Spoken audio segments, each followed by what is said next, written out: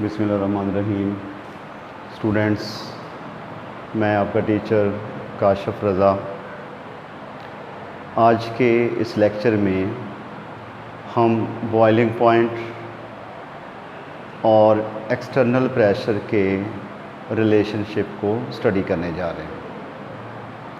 इसमें हम सीखेंगे कि बॉइलिंग पॉइंट और एक्सटर्नल प्रेशर का आपस में क्या ताल्लुक़ है। तो सबसे पहले बॉइलिंग पॉइंट होता क्या है। प्रीवियस लेक्चर में भी हमने पढ़ा था कि बॉइलिंग पॉइंट क्या होता है।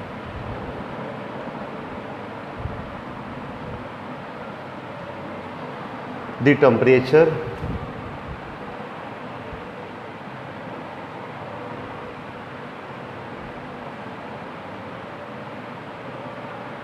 at which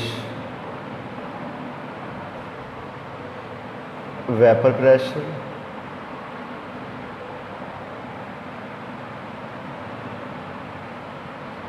and external pressure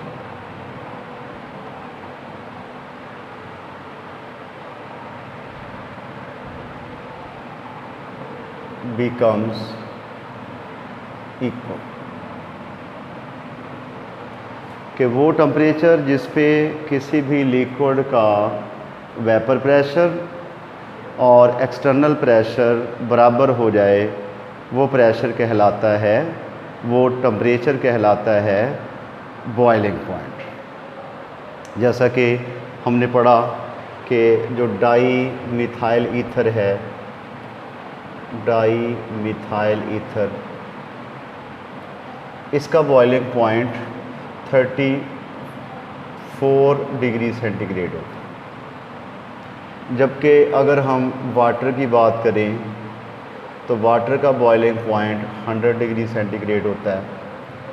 और एथेनॉल की अगर हम बात करें तो एथेनॉल का बॉइलिंग पॉइंट वो 78.3 डिग्री सेंटीग्रेड होता है एट 1 एटमॉस्फेयर प्रेशर, यानी कि 760 टॉर।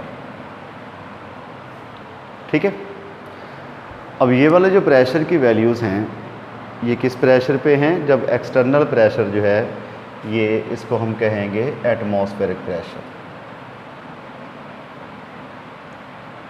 जब हमारा एटमॉस्फेरिक प्रेशर 1 एटमॉस्फेयर होगा, यानी कि 760 टॉर होगा, तब डाई मिथाइल ईथर का boiling point 34 degree centigrade, water का बॉइलिंग पॉइंट 100 डिग्री सेंटीग्रेड और एथेनॉल का बॉइलिंग पॉइंट 78.3 डिग्री सेंटीग्रेड जो है वो होगा। लेकिन जब हम इस प्रेशर की वेरिएशन करेंगे तो हमारा बॉइलिंग पॉइंट भी क्या होगा, वो चेंज हो जाएगा। ठीक है।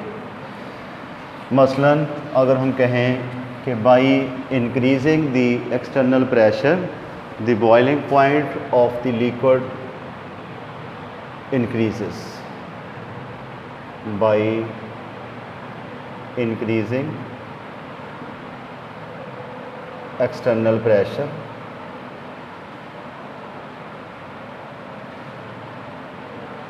the boiling point of liquid increases y। कि जब भी हम एक्सटर्नल प्रेशर को बढ़ाते हैं तो बॉइलिंग पॉइंट जो है वो क्यों बढ़ जाता है, इसका जवाब देखें। अगर हम ग्राफ ड्रा करें जिसमें टेम्परेचर हम लें अलोंग दी एक्स एक्सिस, ये अलोंग दी एक्स एक्सिस जो है वो हमारा टेम्परेचर हो गया, और अलोंग दी वाई एक्सिस जो है वो हमारा हो गया vapour pressure. Along the x axis जो है वो हमने टेम्परेचर ले लिया, अलोंग दी वाई एक्सिस जो है वो हमने प्रेशर ले लिया, और ये हमारा हो गया external pressure which is 1 atmosphere. ये हमारा एक्सटर्नल प्रेशर।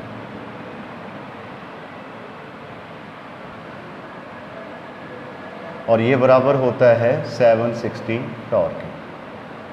ठीक है। अच्छा, तो अब हमने जैसे कल एग्जांपल में पढ़ा था कि डाई मिथाइल ईथर जो है डाई मिथाइल ईथर। जैसे जैसे हम इसका टेम्परेचर बढ़ाएंगे वेपर प्रेशर जो है वो बढ़ेगा। जब इसका वेपर प्रेशर पहुंचेगा 34 डिग्री सेंटीग्रेड टेम्परेचर के ऊपर तो ये बॉयल करना शुरू कर देगा। ये इसका बॉयलिंग पॉइंट हो गया 34 डिग्री सेंटीग्रेड। इसी तरह अगर हम एथेनॉल की बात करें तो एथेनॉल के अंदर चूँकि हाइड्रोजन बॉन्डिंग होती है, इंटरमॉलिक्यूलर फोर्सेस जो हैं वो स्ट्रॉन्ग होती हैं, तो कम वेपर्स बनेंगे, तो वेपर प्रेशर जो है वो एक्सटर्नल प्रेशर के 1.5 से बराबर होगा। तो इसलिए इसका बॉइलिंग पॉइंट जो है वो होगा जी 78.3 डिग्री सेंटीग्रेड एथेनॉल का, और वाटर का बॉइलिंग पॉइंट जो है वो होगा 100 डिग्री सेंटीग्रेड, 100 डिग्री सेंटीग्रेड। ये कल हमने ग्राफ जो है वो पढ़ा था। अब हमारा सवाल ये है कि जब हम एक्सटर्नल प्रेशर को बढ़ा देते हैं तो बॉइलिंग पॉइंट क्यों बढ़ जाता है? उसकी वजह ये है कि मसलन 760 टॉर आपके पास प्रेशर था, मैं इसको कर देता हूँ 900 टॉर। तो अब देखें जो वेपर प्रेशर है उसको एक्सटर्नल प्रेशर के बराबर करने के लिए हमें ज़्यादा एनर्जी जो है वो देनी पड़ेगी। इसका मतलब ये हुआ कि by increasing the external pressure the boiling point will increase because more energy is required to equalise the external pressure and internal pressure. तो इसका जवाब क्या होगा? It is because by increasing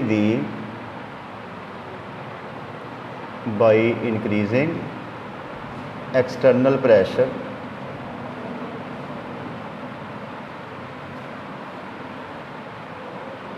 more energy is required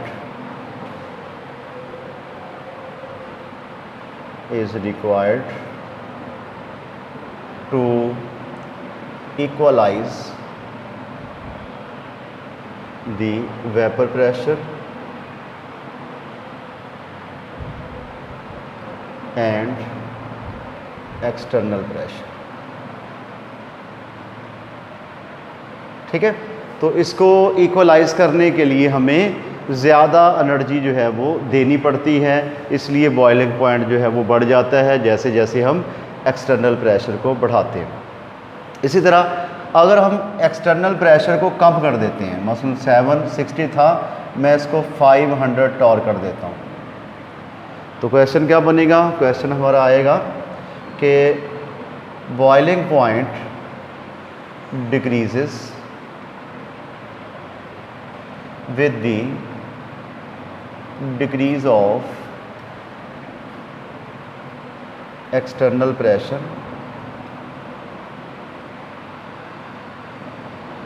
y।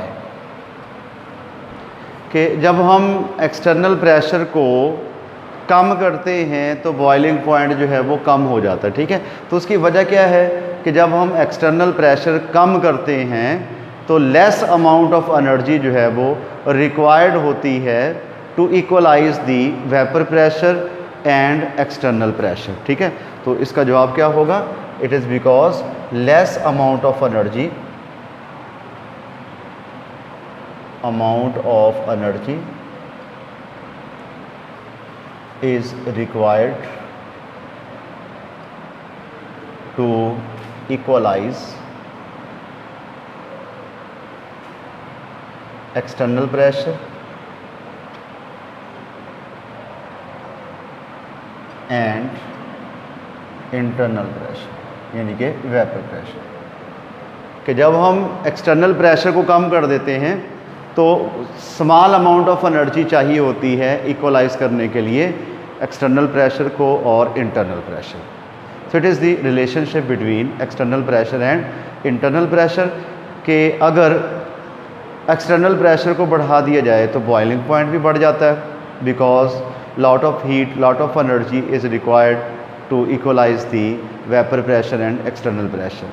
और अगर हम external pressure को यानी कि एटमॉस्फेरिक प्रेशर को कम कर देते हैं तो लेस अमाउंट ऑफ एनर्जी चाहिए होती है वेपर प्रेशर और एटमॉस्फेरिक प्रेशर को बराबर करने के लिए। ठीक हो गया?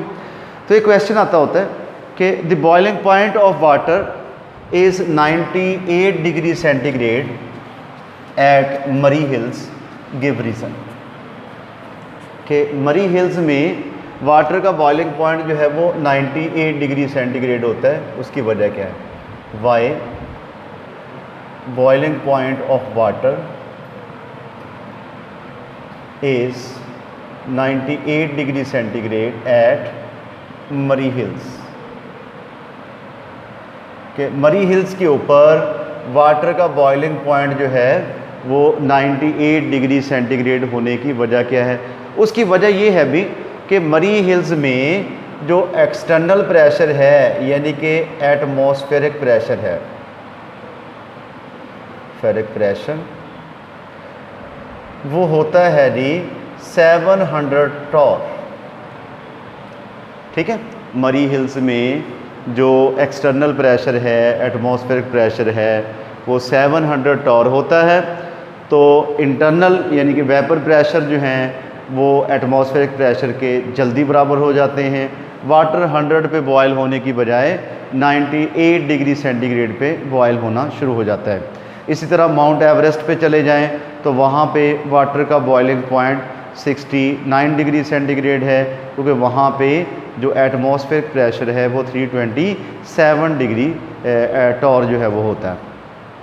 ठीक है, तो इससे क्या नतीजा निकला कि जैसे जैसे हम एक्सटर्नल प्रेशर जो है वो कम करते जाएंगे, बॉइलिंग पॉइंट जो है वो भी कम होता जाएगा। अगर हम एक्सटर्नल प्रेशर को बढ़ाते जाएंगे तो हमारा बॉइलिंग पॉइंट जो है वो भी क्या होता जाएगा? वो भी बढ़ता जाएगा। ठीक हो गया। तो ये हमने पढ़ा relationship between the external pressure and vapour pressure. आज के हमारे लेक्चर में इतना ही था। नेक्स्ट वीडियो में अगले टॉपिक के साथ दोबारा हाज़िर होंगे। उस वक्त तक के लिए अल्लाह हाफ़िज़।